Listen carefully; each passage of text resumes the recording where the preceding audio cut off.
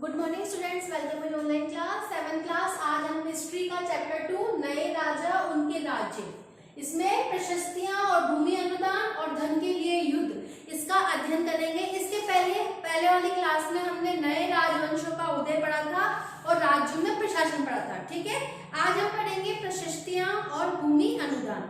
प्रशस्तियां में जो उस समय के बातों को लिखित तौर पर लिखा जाता था उन्हें प्रशस्तियां कहा जाता था।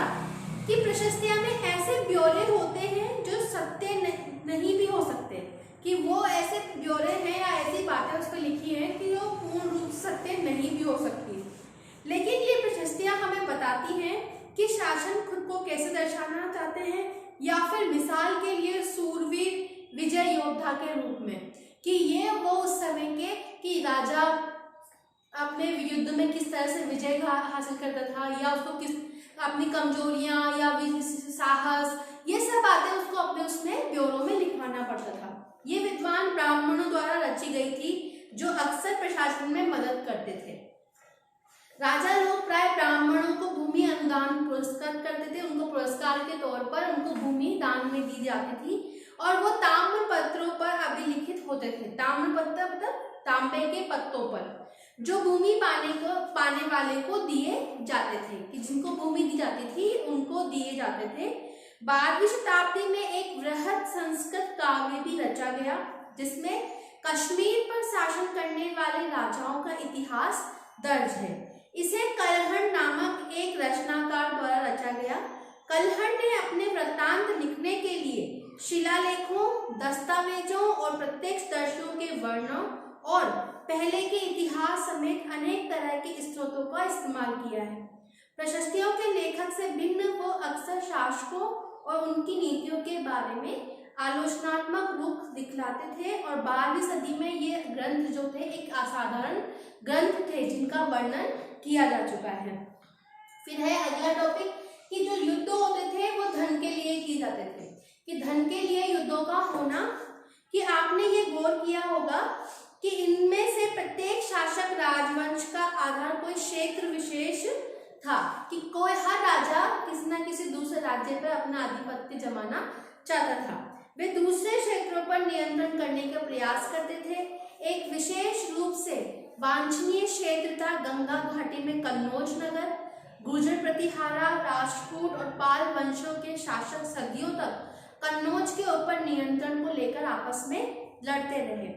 इस लंबी लड़ाई के बाद 3 पक्षीय इतिहासकारों ने इसकी चर्चा त्रिपक्षीय संघर्ष के रूप में भी की। जैसे आपके क्वेश्चन आ जाए कि त्रिपक्षीय संघर्ष क्या है, तो इतिहास में बहुत लंबा युद्ध चला जिसमें 3 लड़ाइयां थी, उसमें इसको 3 पक्षीय संघर्ष के नाम से जाना गया।